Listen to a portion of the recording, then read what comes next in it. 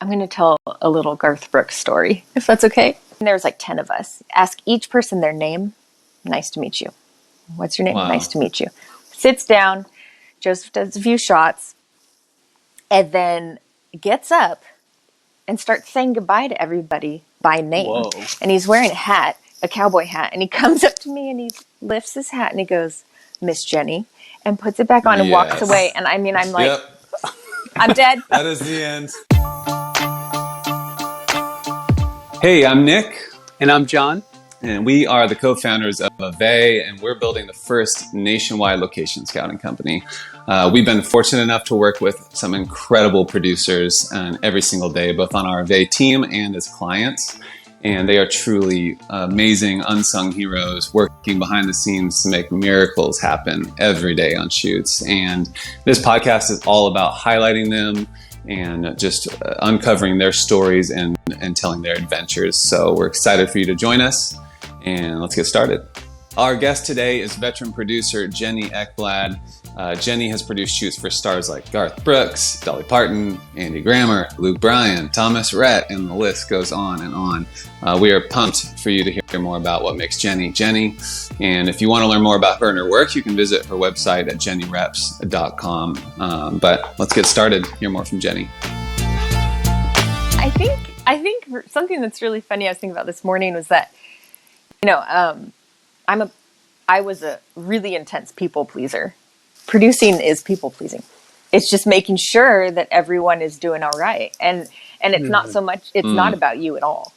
It's just about how you can make everybody's life easier and how to make everybody's dreams come true. And then you step back and watch it happen, And that's, I think, like I told you, I think before we, started today, but it's like that was kind of what we've seen over and over and over again, working with locations and working directly with producers every day, is you're like, man, these are the people, like, how are these people not getting like more credit? Like they do everything and they're like dealing with so much pressure from every direction and like literally making the impossible happen. And so all that to say, thank you for what you do. We're super excited to highlight you and give you a little bit of a spotlight today. There was a shoot and we were going to hang this gigantic Tennessee flag from the barn. So I find the Tennessee flag. I can't be there because I have little kids, so I hire an on-site producer who's awesome. So I get a call and they're like, well, this isn't a Tennessee flag. It's an American flag. Where's the Tennessee flag?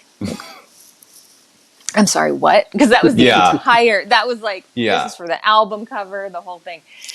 And so I think that the PA ended up, and Wes, the producer, just constantly calling. They found one and they made it work. But What? I think I was picking up my kids and they were like yelling in the car and I'm trying to talk to them, and trying to do this flag and I'm sweating. And, they end up getting it, but it was intense. You know what I mean? Because it wasn't a small artist, it was somebody that's very, very successful. And totally. There had to have been like a store owner somewhere that's like, I'm never going to get rid of this 12-foot Tennessee flag. And that was like the best day of their life. They're like, we sold it. We did it. I can't believe it. So if you were telling like an aspiring producer, giving them advice or something you wish you knew earlier on? I think the biggest thing is just, expect the unexpected and roll with it because there's always going to be something. Another big thing is like this job and every single piece of it will not happen unless you do it. You have to do it because it's on you. You are producing, like a producer is producing. Like that's the connection sometimes doesn't get there for people until you go like, people won't eat without you. The gear won't be picked up unless you tell somebody to pick up the gear. So it's just every step and thinking about everything that goes into a shoot and just making it happen.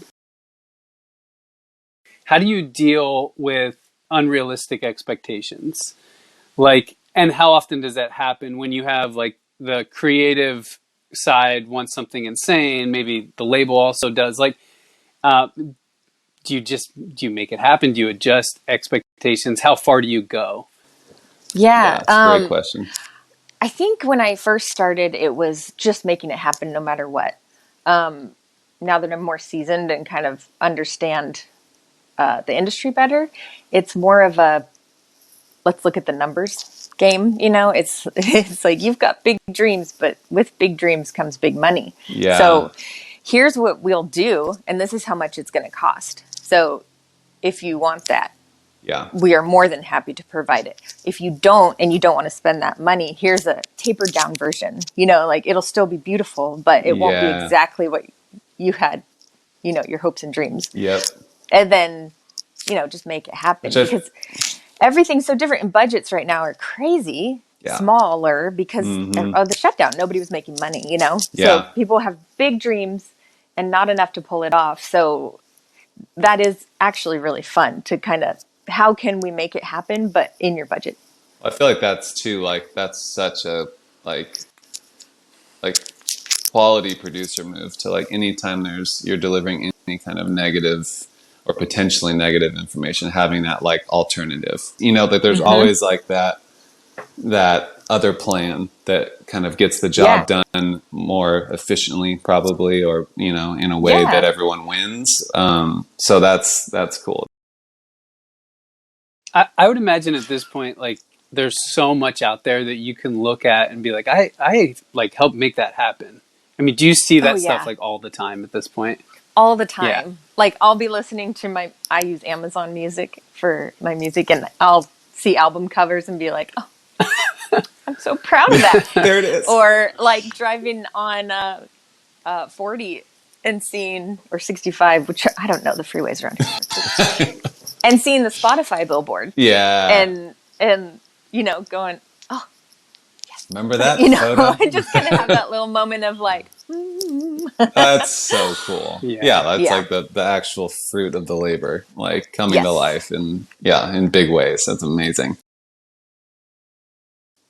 I'm going to tell a little Garth Brooks story, if that's okay. Who doesn't love a Garth Brooks story?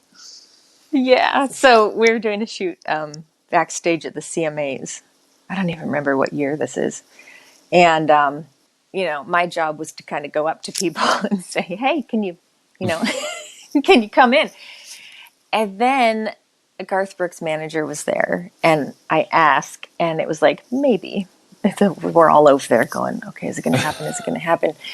And all of a sudden he's walking on set, and he walks on.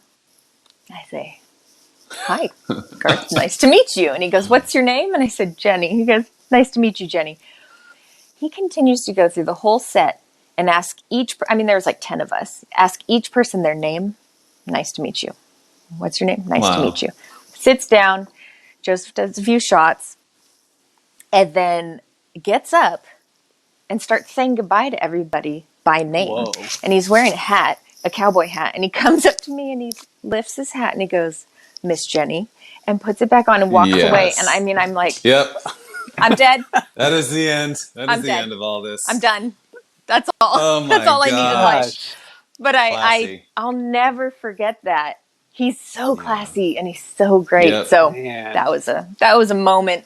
And then on that same set, Dolly Parton came, sat down, and 3 frames were shot, and she was done, and they were all perfect. Wow.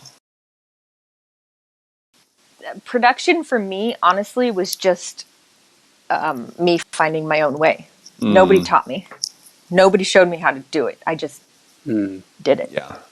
Yeah.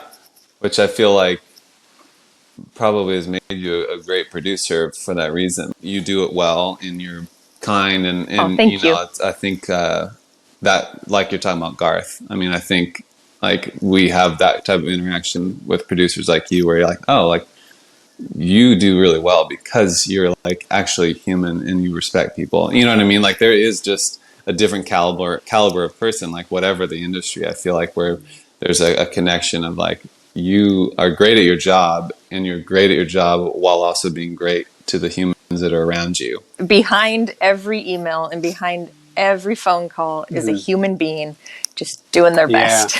So have grace, continue, and like push forward, but just know that everybody has a something they're working on. I love that. Or multiple things they're working on. Yeah. Or their kid is sick. Yeah. Or they wrecked their car. Yeah. You know, it's like you have to have grace in this job, in this industry. Yeah. Amen to that. That's so good.